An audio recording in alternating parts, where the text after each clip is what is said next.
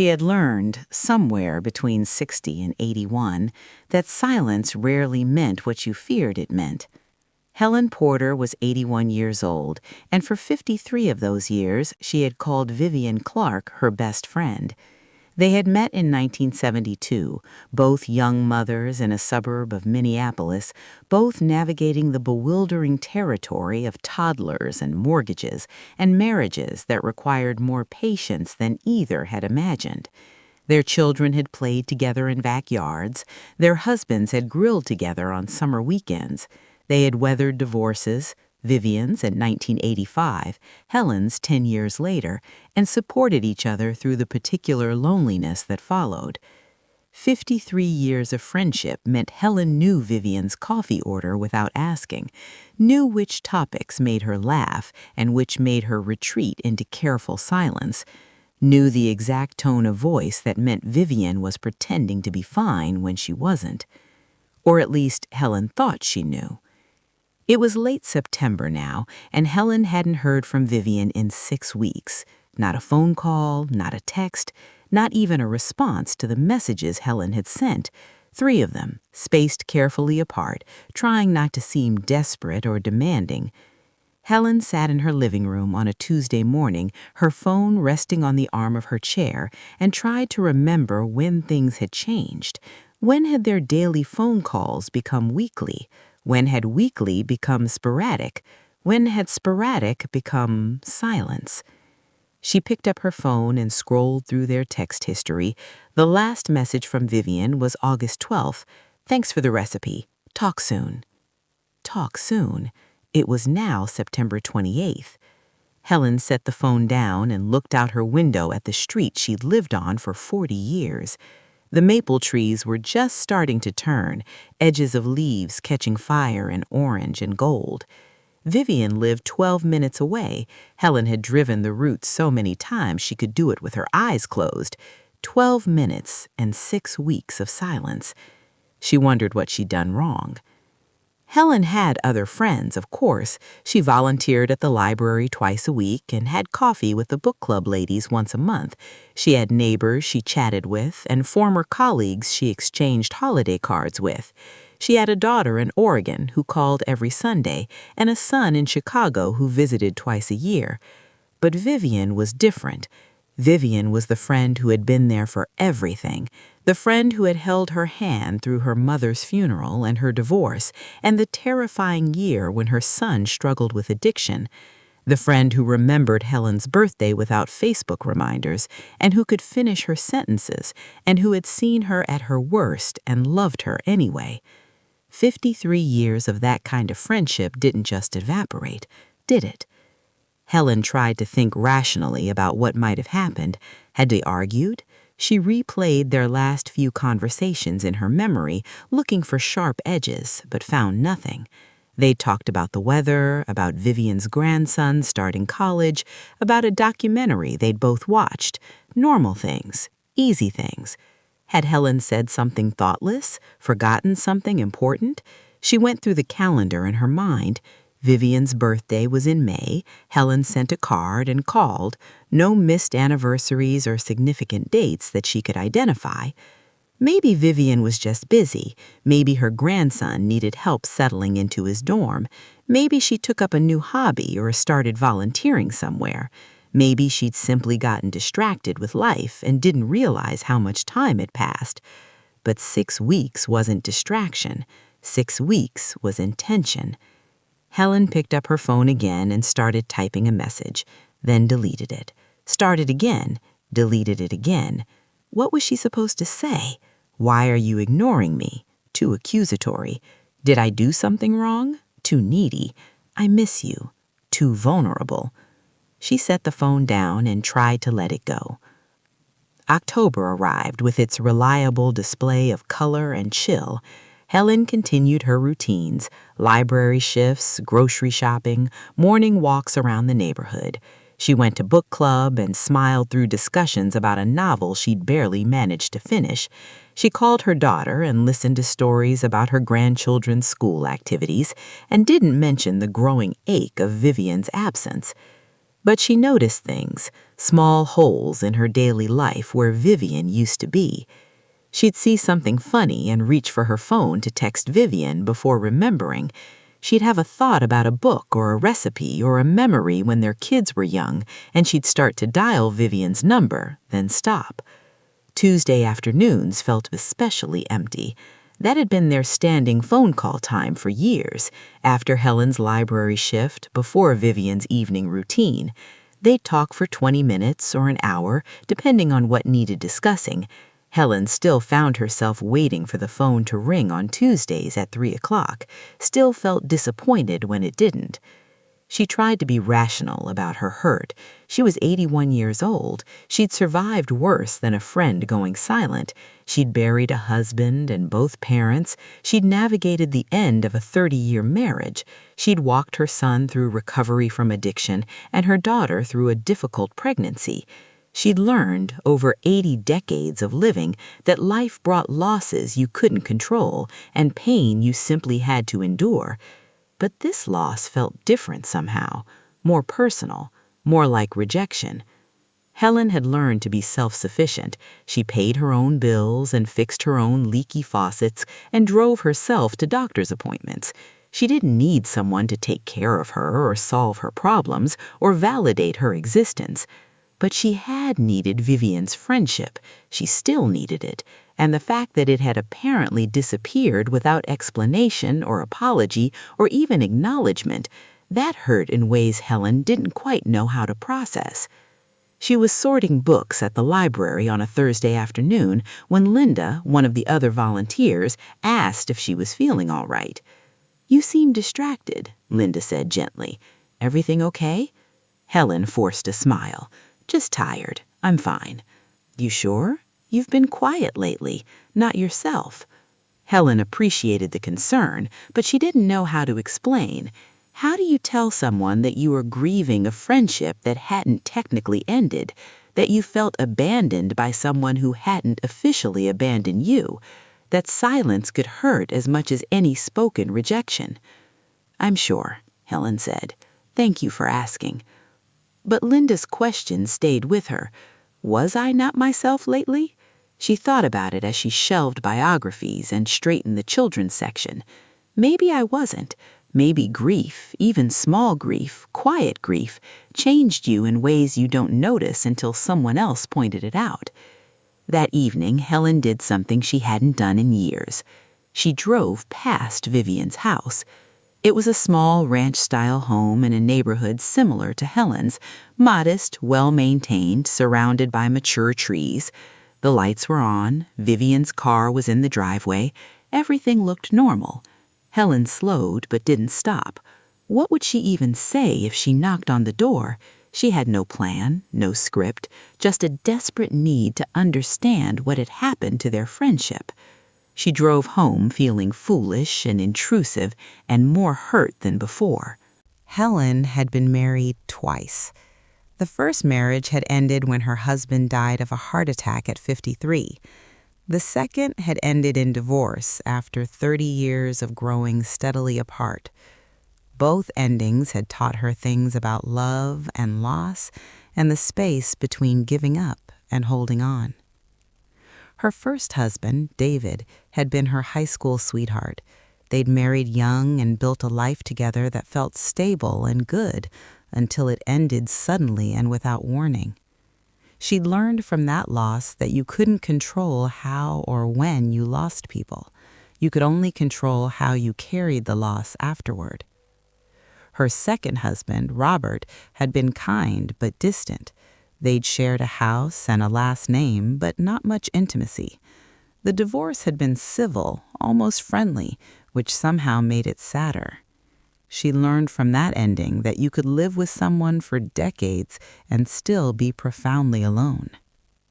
Vivian had been there through both marriages and both endings, had listened to Helen process her grief over David's death and her complicated relief over divorcing Robert, had never judged, never offered platitudes, never tried to fix things that couldn't be fixed. And now, Vivian was just gone. Not dead, not moved away, but gone nonetheless. Helen tried to examine her own role in this silence without defensiveness. Had she been a bad friend, too demanding, too self-absorbed? She went through her memories carefully, looking for patterns of selfishness or thoughtlessness, but couldn't find anything egregious. She'd always tried to listen as much as she talked, always remembered important dates, always shown up when Vivian needed her. But maybe that wasn't enough. Maybe there were ways she'd failed that she couldn't see. Maybe Vivian had been quietly pulling away for years, and Helen had been too oblivious to notice. Or maybe, and this was the thought that kept Helen awake at night, maybe Vivian had simply decided she didn't want the friendship anymore. Maybe 53 years was enough. Maybe she'd found other friends, better friends, friends who weren't 81 and increasingly set in their ways. Helen hated how much mental space this occupied. She prided herself on being independent, on not needing constant reassurance or attention. But Vivian's silence had somehow breached all her careful defenses and left her feeling small and rejected and confused. November brought rain and early darkness. Helen's daughter called on the first Sunday of the month, and for the first time, Helen considered telling her about Vivian. "How are you, Mom? How's Minnesota treating you?" "Cold and wet, the usual." "How's Vivian? You two still causing trouble?" Helen felt her throat tighten. "We've both been busy lately, haven't talked as much." "That's too bad. You should call her. I bet she'd love to hear from you." Helen made a non-committal sound and changed the subject. After they hung up, Helen sat with her daughter's casual assumption that of course Vivian would love to hear from her, that of course their friendship was solid and reciprocal and unchanged. Her daughter didn't know that Helen had already tried calling, had sent messages, had received only silence in return. Helen looked at her phone, opened her texts with Vivian, stared at the last message. "Thanks for the recipe. Talk soon." 3 months ago now. She started typing, deleted it, started again. What if Vivian was sick? What if something terrible had happened, and Helen's silence, her waiting for Vivian to reach out first, was making things worse? What if Vivian thought Helen didn't care? But what if Vivian was fine and simply didn't want to talk to her?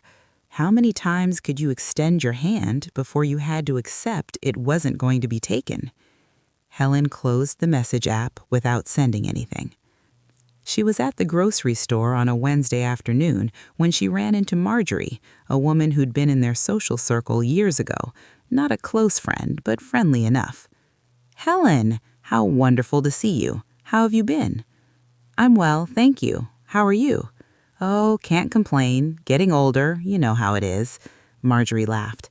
"I saw Vivian last week at the doctor's office. We chatted for a bit." Helen felt something cold settle in her chest. "Oh, yeah? How did she seem?"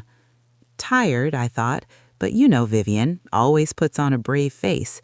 Marjorie paused, then added, "I was actually surprised to see her there. I didn't know she'd been having health issues." "Health issues?" "Well, I assumed she was coming out of Dr. Patterson's office. He's an oncologist, isn't he?" Helen couldn't breathe properly. I'm not sure." "Oh, maybe I'm wrong.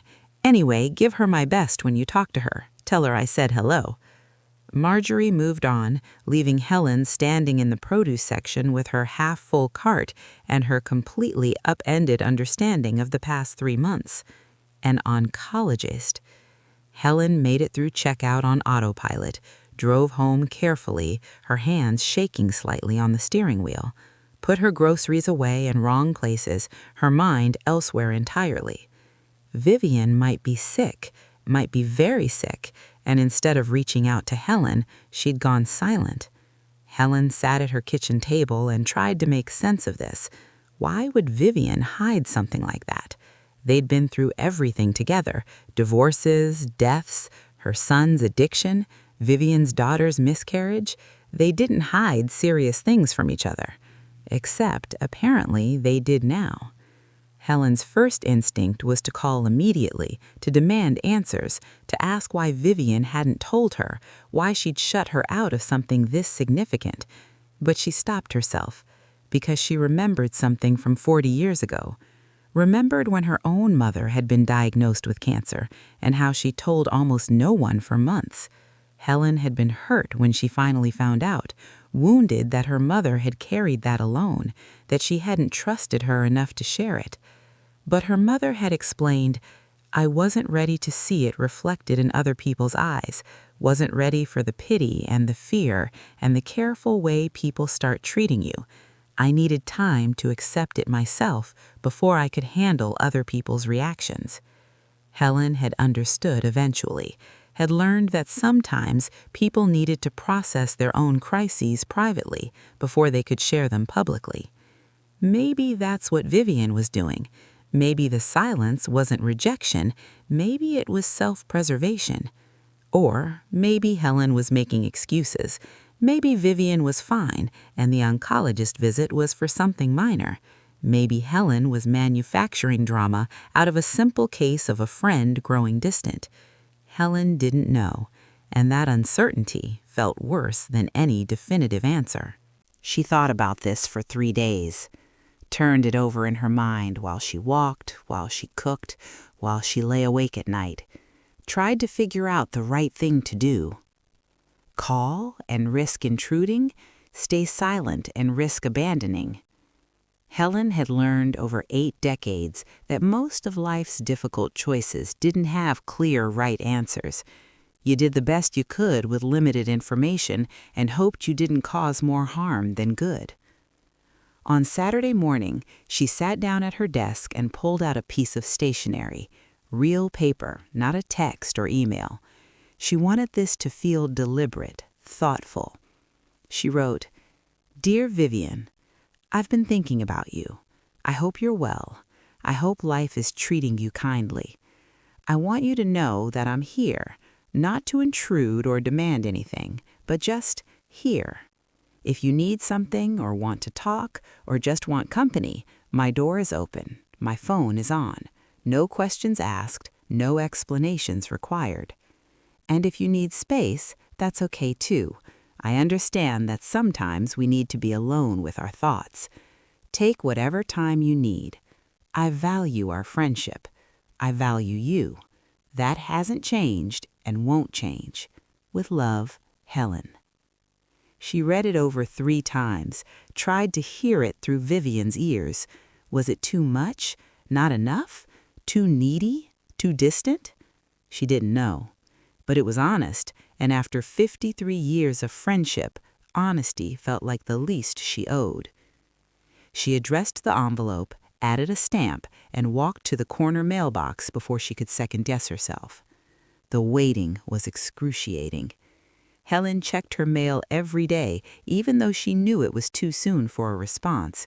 Checked her phone constantly, even though Vivian had never been much for texting. Days passed, then a week, then 2 weeks. Helen tried not to let hope calcify into expectation, tried not to interpret the continued silence as rejection, but it was hard.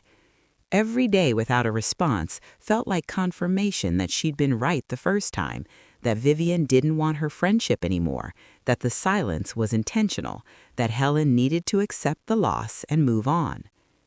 She went to book club and smiled through discussions, worked her library shifts, and helped patrons find books, and tried not to think about the letter sitting unanswered in Vivian's house. Called her daughter and talked about Thanksgiving plans without mentioning the growing ache in her chest.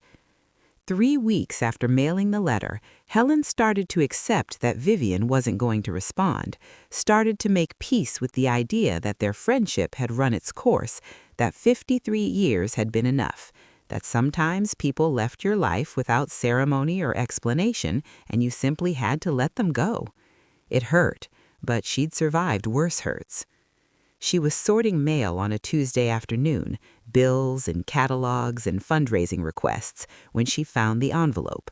Her name and address in Vivian's handwriting, slightly shakier than usual, but unmistakable. Helen's hands trembled as she opened it. Inside was a single sheet of paper covered in that same shaky handwriting. Dear Helen, I'm sorry. I'm so sorry. I have cancer, breast cancer, stage 2. I found out in August, and I've been going through treatment since then. Surgery, chemotherapy, all of it. I should have told you. I wanted to tell you, but I couldn't find the words. Every time I tried to call, I'd imagine having to say it out loud. I have cancer, and I just couldn't. I was ashamed, Helen. Ashamed that my body had betrayed me, ashamed that I was scared, ashamed that I didn't have the strength to be brave about it. I know that doesn't make sense. You've never judged me for anything, but somehow this felt different. I kept thinking, if I don't say it out loud, maybe it won't be real. If I don't tell anyone, maybe I can pretend I'm fine. I was wrong to shut you out. You've been my best friend for 53 years, and I repaid that by disappearing when I needed you most. Thank you for your letter. Thank you for not demanding explanations or making me feel worse than I already felt. Thank you for just being there. If the offer still stands, I could use some company. The chemo makes me tired and nauseous, so I'm not much fun to be around. But if you're willing to sit with me while I feel terrible, I'd really appreciate it. I'm sorry again for the silence, for the hurt I caused, for being a coward. I love you. Vivian. Helen read the letter 3 times, tears streaming down her face. Not tears of hurt now, but of relief and sorrow and fierce protective love. She didn't call. She drove straight to Vivian's house. Vivian answered the door looking smaller than Helen remembered, thinner. Her hair was gone, covered by a soft cotton cap. Her face was pale and drawn. But her eyes were the same, still Vivian's eyes. They looked at each other for a long moment, then Helen stepped forward and wrapped her arms around her best friend. I'm here, Helen said, quietly. I'm here. Vivian sagged against her, and Helen felt her shoulders shake with silent crying. They stood in the doorway like that for several minutes, then Helen pulled back gently. Can I come in? Please. Helen followed Vivian inside. The house looked the same, familiar furniture, familiar photos on the walls, but there were new additions too. Pill bottles on the kitchen counter, a wig stand in the corner of the living room, a blanket draped over the couch that looked recently used. They sat together on the couch. Helen didn't ask questions, didn't demand explanations, just sat close enough that their shoulders touched. Finally, Vivian spoke. I was diagnosed on August 10th. I'd felt the lump for a few weeks, but kept telling myself it was nothing. But it wasn't nothing. She laughed without humor. The doctor was very kind, very matter-of-fact. Stage 2, he said, treatable, good prognosis, but it would require surgery and chemo and radiation. Helen stayed quiet, just listening. I had the surgery in early September, lumpectomy. They got clean margins, which was good news. Then I started chemo, 6 rounds every 3 weeks. I'm on round 4 now. How bad is it? The chemo? Pretty bad. I'm tired all the time. Food tastes wrong. I get nauseous, even with the anti-nausea meds. My hair fell out, obviously. She touched her cap self-consciously. Some days I feel okay. Some days I can barely get out of bed. Why didn't you tell me? Vivian was quiet for a long time. I don't have a good answer. I wanted to. Every day I wanted to. But I kept thinking, once I tell you, it becomes real. Once I say the words out loud to my best friend, I can't take them back. I can't pretend anymore. You were scared. Terrified. Not just of the cancer, but of... Vivian stopped, searching for words. Of being weak. Of being pitied. Of watching you look at me differently. We've been friends for 53 years, and you've never seen me as anything less than capable. I didn't want to lose that. Hellman took Vivian's hand. You could never lose that. You're still you. Cancer doesn't change who you are. It changes how you feel about yourself, though. I look in the mirror and I don't recognize the person looking back. I'm bald and thin and tired all the time. I can't remember simple things because of the chemo brain. I need help opening jars. Vivian's voice cracked. I feel like I've lost myself. You haven't. You're still in there. This is just temporary, a hard season, but you're still you underneath it all. They sat together in silence. Outside, the afternoon light was fading. Helen noticed a pill organizer on the coffee table, carefully labeled with days and times. I got your letter, Vivian said quietly. I must have read it 20 times. It was the first time in months that I didn't feel completely alone. You're not alone. You never have to be alone. I know that now, but in my head, while I was going through all of this, I convinced myself that telling you would be a burden, that you had your own life and your own problems and didn't need to deal with my cancer. Vivian laughed bitterly. As if friendship works that way, as if we only show up for each other when it's convenient. We show up for each other always. That's what 53 years means. I know. I'm sorry I forgot that. Helen started coming over 3 times a week, Tuesdays and Thursdays and Saturdays. She'd bring groceries and cook meals that were gentle on Vivian's compromised stomach. She'd sit with Vivian during the worst days after chemo, when even watching television was too exhausting, and just be present. She'd drive her to appointments when Vivian was too tired to drive herself. She didn't make a big production of any of it, didn't treat Vivian like she was fragile or dying, just showed up and helped with whatever needed helping and treated her like the friend she'd always been. Slowly, Vivian started to seem more like herself. Not physically, the chemo was still brutal, but emotionally. She laughed more, talked more, let herself be vulnerable in ways she hadn't at the beginning. One Thursday afternoon in December, they were sitting together in Vivian's living room, Christmas music playing softly in the background. Vivian was wrapped in blankets, exhausted from her latest chemo round, but her eyes were clear. I need to tell you something, Vivian said quietly. Okay? I was wrong about all of it, about keeping this secret, about thinking I had to be strong all the time, about believing needing help made me weak. She paused. You taught me something these past few weeks. What's that? Strength isn't about never falling apart. It's about letting people catch you when you do. Helen felt tears prick her eyes. You'd do the same for me. In a heartbeat, Vivian smiled. Though I hope I do it better than I did this time.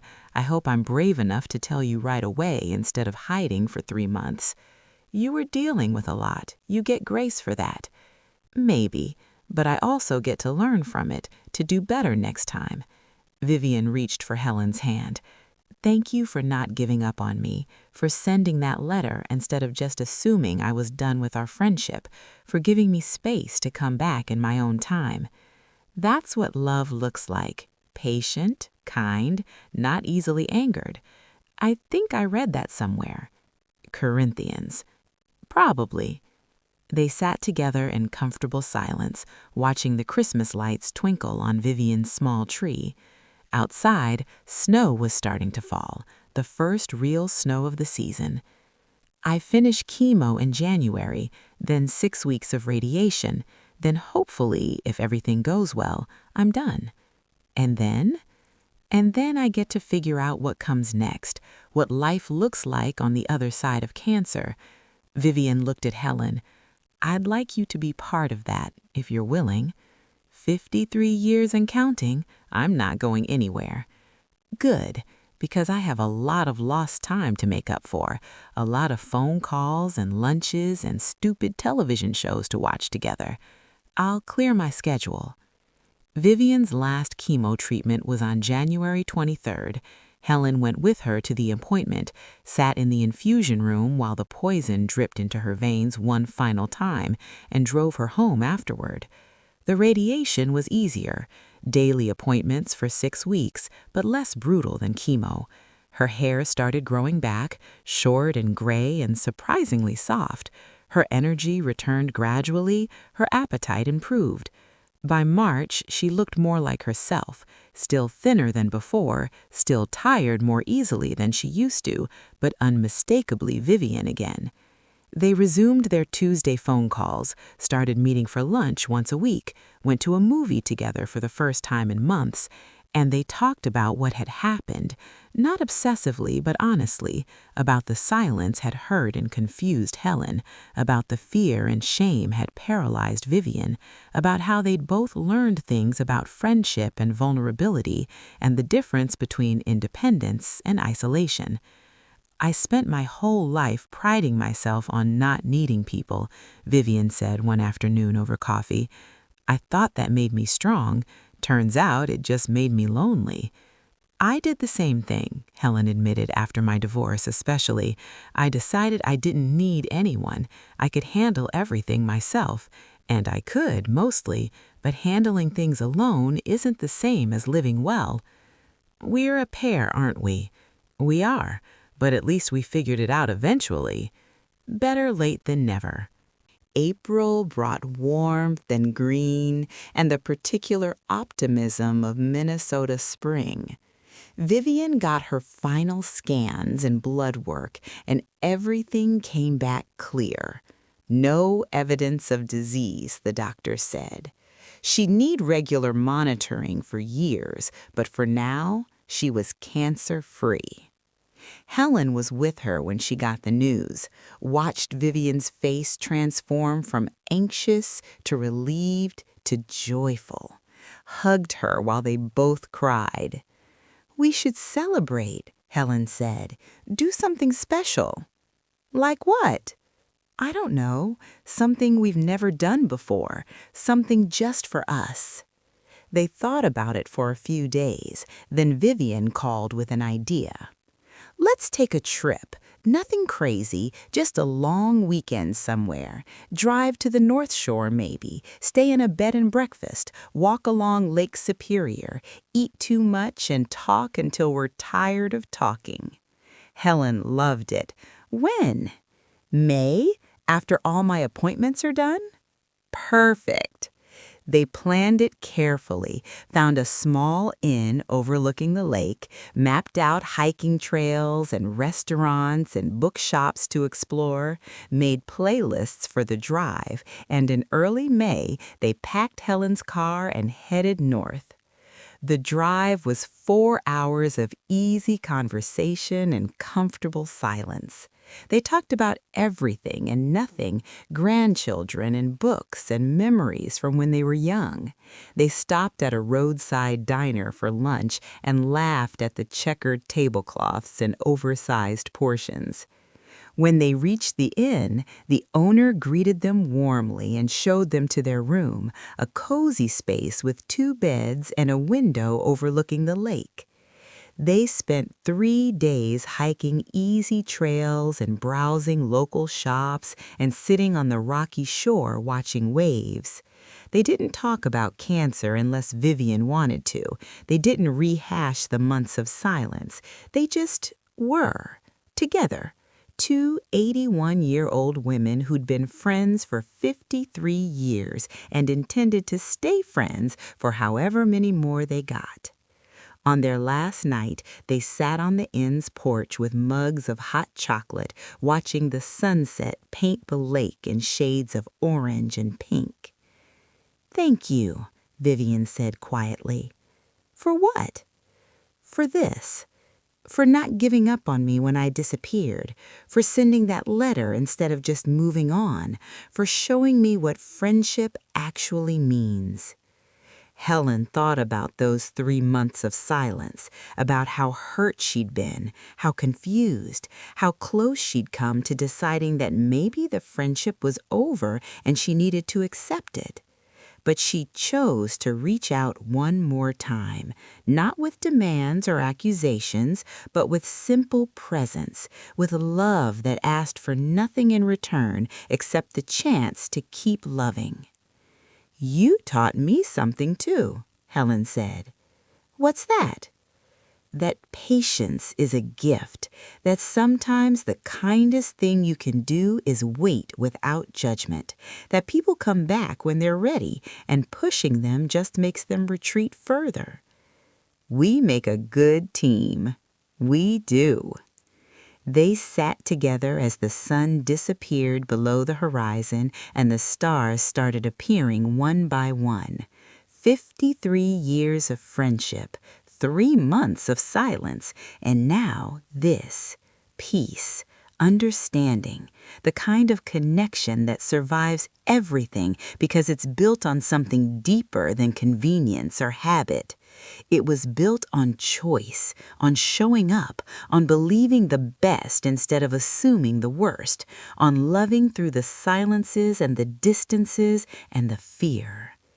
Helen had learned somewhere between 60 and 81 that silence rarely meant what you feared it meant. Sometimes it meant someone was struggling alone and didn't know how to ask for help. Sometimes it meant they were scared and ashamed and convincing themselves they didn't deserve support.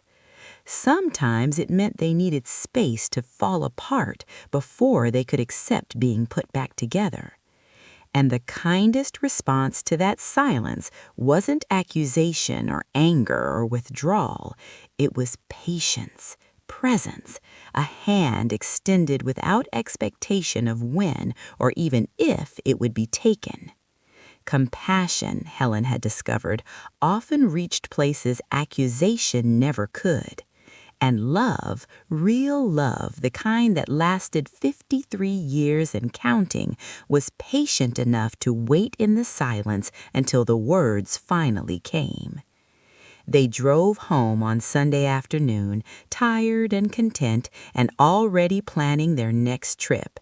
Vivian's hair was barely an inch long, growing in silver white and surprisingly thick.